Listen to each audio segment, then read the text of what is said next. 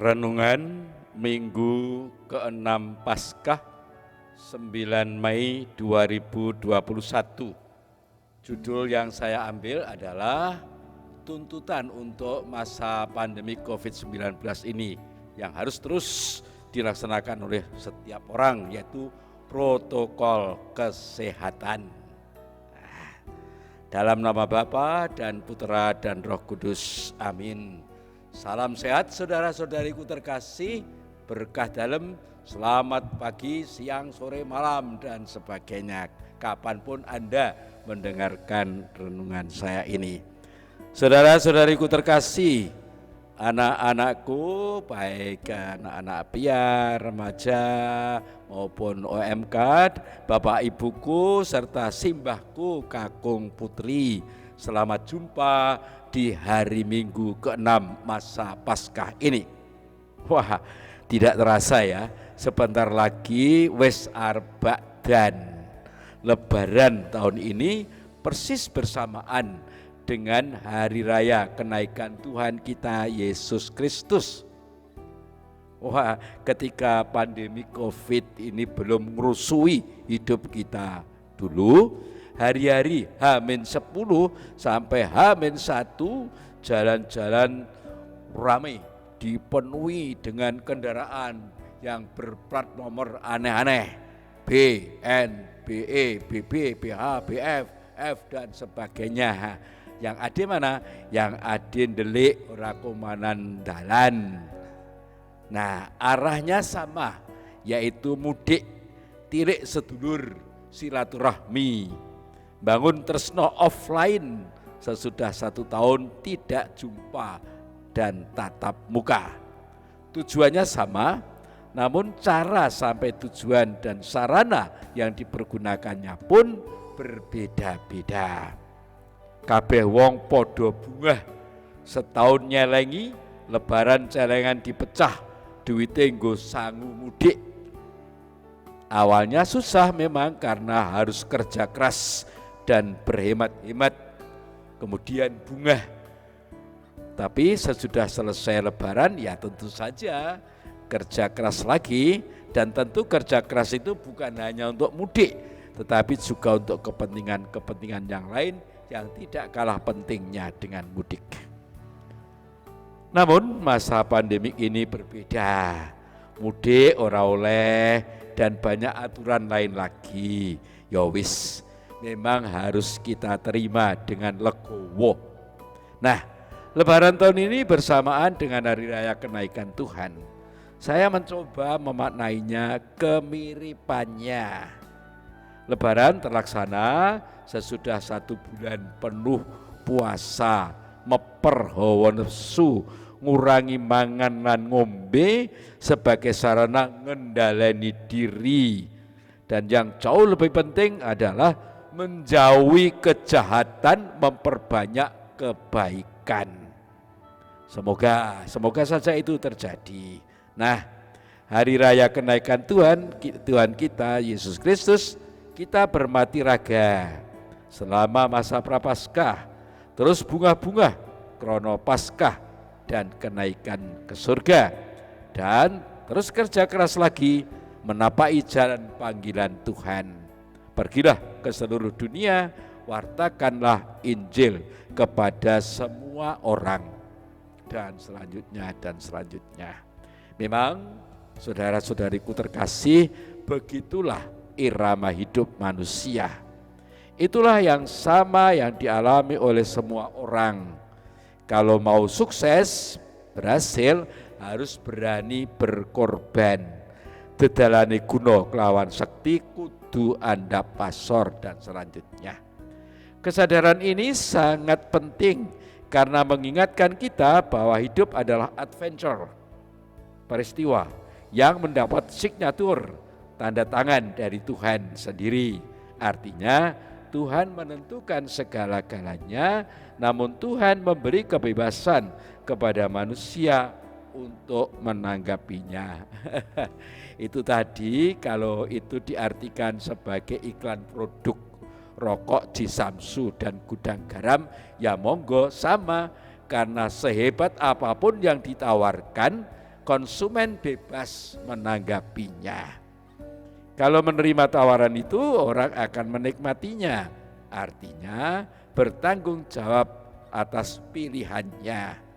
Jadi bebas dan yang bertanggung jawab. Tetapi kalau tidak mau menerima, ya jangan lalu menjelek-jelekkan atau menghina dan menghalang-halangi perjalanannya. Itu sirik namanya. Ora seneng yen wong liya itu sukses, wedi kelangan pengikut, wedi kelangan sohib. Sohib apa aku ora ngerti. Saudara-saudariku terkasih, hari ini kita disuguhi 3 kutipan kitab suci. Dari bacaan pertama, Kisah Para Rasul bab 10 ayat 25 dan selanjutnya merupakan ulangan peristiwa Pentakosta. Pertobatan Kornelius merupakan sejarah baru, menyadarkan Petrus bahwa Allah tidak membeda-bedakan orang. Sesungguhnya aku telah mengerti bahwa Allah tidak membeda-bedakan orang. Demikian kata Petrus dalam bacaan pertama. Terhadap Allah dari diri Yesus, orang sama tinggi dan sama rendah. Peristiwa ini menentukan bagi masa depan agama Kristen. Maka Lukas menggambarkan sebagai Pentakosta baru, namun yang mengalaminya orang-orang asing, bukan orang Yahudi. Mereka menerima karunia Roh Kudus walaupun belum dibaptis. Saat ini pun kadang ada orang yang mengatakan, saya ini Kristen atau Katolik, hanya belum dibaptis. Itu jelas karya Roh Kudus yang menyadarkan kita bahwa Allah tidak membedakan orang, dan mungkin secara langsung maupun tidak langsung adalah dampak positif dari cara bergaul kita sehari-hari yang mungkin membuat orang lain menjadi bersimpati. Semoga saja. Tetapi jangan lupa bahwa kita semua adalah manusia biasa, titah sakwantah sama-sama dengan yang lain. Bacaan yang kedua, 1 Yohanes 4, 7-10, kasih senantiasa berprakarsa.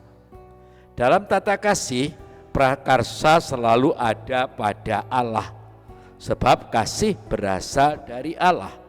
Allah adalah kasih, sedangkan kasih selalu berprakarsa, entah bergerak sebagai pihak pertama, entah dengan memberi pengampunan. Bukan kita yang telah mengasihi Allah, tetapi Allah lah yang telah mengasihi kita. Begitu kata Yohanes dalam suratnya. Allah telah mengasihi kita dengan mengutus anaknya, dan anaknya mengutus kita sahabat-sahabatnya untuk mengasihi sesama.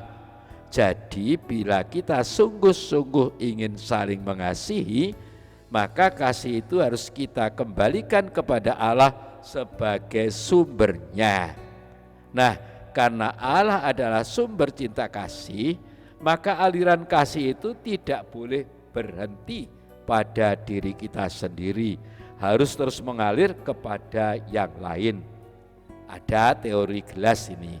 Gelas itu dikasih air sampai penuh dan terus diisi terus, lalu diisi terus, lalu air tumpah dan air mengalir di sekitarnya. Namun kalau orang yang punya gelas atau gelas itu sendiri egois, rakus dan tamak, gelasnya diperbesar sehingga air mandek di dalam gelas itu saja. Tidak mau berbagi rahmat dan berkat dengan orang lain melalui hidup dan karya sehari-hari. Segala kekayaan, kepandaian, kekuasaan hanya untuk menggemukkan diri sendiri, dan tentu saja ujung-ujungnya yang bledos der, tumpah semua isi perut dan baunya tidak sedap, bukan main. Kita juga terus memiliki prakarsa kasih. Kasih yang tulus tanpa pamrih, bukan kasih dengan harapan supaya orang mengasihi saya, minta balas jasa.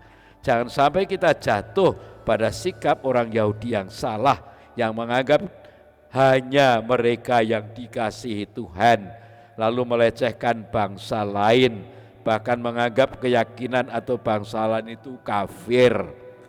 Sampai pada zaman Petrus pun yang sadar akan kesamaan martabat semua manusia dalam Tuhan pun masih ada yang menuntut bangsa lain kalau mau selamat harus ikut hukum atau adat istiadat Yahudi. Saudara-saudariku terkasih, semoga kita tidak ketularan virus itu, sebab kalau kita sampai ketularan justru kita akan hancur dengan sendirinya. Bacaan Injil suci Yohanes 15 ayat 9 sampai 17. Kasih kepada sesama dalam persahabatan dengan Kristus. Inilah perintahku, supaya kamu saling mengasihi seperti aku telah mengasihi kamu. Begitulah sabda Yesus. Inilah perintah kasih.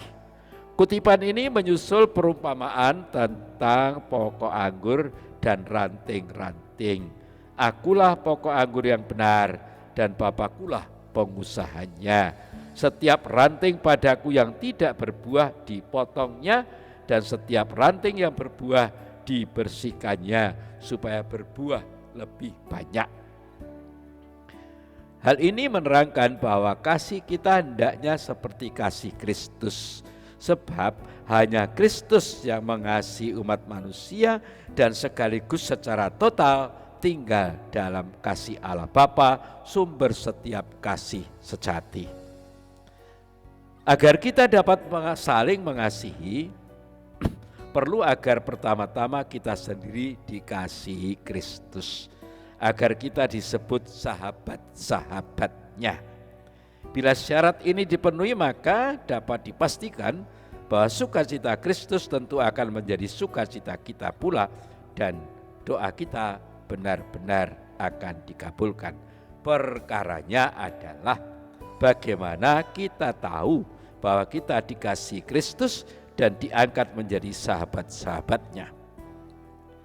Kembali kepada bacaan pertama, yaitu kalau kita rendah hati, menyadari bukan hanya dalam hati namun juga dalam karya. Seberapapun tingginya kedudukanku, seberapapun hebatnya kepintaranku, dan seberapapun besarnya kekayaanku, aku adalah manusia biasa yang sama-sama titah dalam Gusti dengan siapapun dan kita ini yang ringkih, tidak sempurna, laksana bejana tanah liat yang rimpi dan mudah pecah. Maka mari kita rendah hati, jangan sampai menjadi sombong, karena sombong adalah induk dari segala dosa. Saudara-saudariku terkasih, di penghujung renungan ini saya ingin mengajak Anda semua bincang-bincang mengenai protokol kesehatan yang saya jadikan tema atau judul dari renungan ini. Kenapa saya mengambil itu sebagai judulnya? Saya mencoba mengartikannya secara rohani, hal-hal yang jasmaniah itu, yang sebetulnya sudah sepanjang renungan tadi secara tidak langsung dan samar-samar terpapar. Protokol kesehatan mengharuskan kita pakai masker, ukur suhu, cuci tangan dengan sabun dan yang airnya mengalir, hindari kerumunan dan jaga jarak. Bagaimana saya mencoba memaknainya?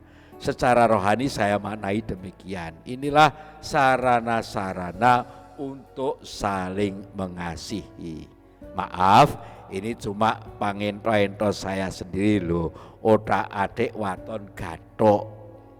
Masker itu helm mulut, penutup mulut. Mari kita menjaga mulut dan tidak sembarangan ngomong. Apalagi ngomong yang buruk-buruk. Mulut harus kita kendalikan dan bisa cari yang lain. Ukur suhu. Suhu hati kita mesti normal, tidak terlalu panas yang lalu mudah marah. tidak terlalu dingin lalu segala-galanya dihadapi dengan kata-kata sing ayem wae, dingin, frigid, ora doyan gawean, ora suthik, ora doyan gawean lan suthik korban. Cuci tangan dengan sabun dan air mengalir. Tangan mesti bersih. Tangan yang bersih akan bisa berbuat yang bersih. Ringan tangan yang berarti suka membantu siapapun yang membutuhkan. Hindari kerumunan. Kerumunan itu bergerombol dan mungkin juga rebutan apalah. Pekerjaannya ngerumpi dan ngerasani yang buruk-buruk. Atau cuma nonton sesuatu dan tidak tumandang gawe. Biasanya cuma maido, ngritik, atau demo tanpa beri solusi. Maklum saja wong penonton kok nek basa Jawane ndelok ki kendel alok, nek dikon main dhewe ra iso. Jaga jarak yang cukup agar tidak tabrakan, menghormati orang lain, memberikan kebebasan bergerak bagi sesama. Dengan jaga jarak kita bisa melihat perbedaan dan kesamaan, dan dari situ kita bisa saling belajar, saling mengenal, dan akhirnya bisa saling mengasihi satu sama lain demi kebaikan hidup bersama. Maka untuk dapat saling mengasihi dan membangun persaudaraan sejati, kita harus berprotokol kesehatan rohani. Amin. Tuhan bersamamu dan bersama rohmu. Semoga kita semua diberkati oleh Allah yang Maha Kuasa, Bapa dan Putera dan Roh Kudus. Amin. Salam sehat saudara-saudaraku yang terkasih, berkah dalam, terima kasih. Bayat 9 Mei 2021, Yakobus Winarto PR, Romo Paroki Santa Maria Ratu, Mbayat. Amin. Tuhan telah menyertai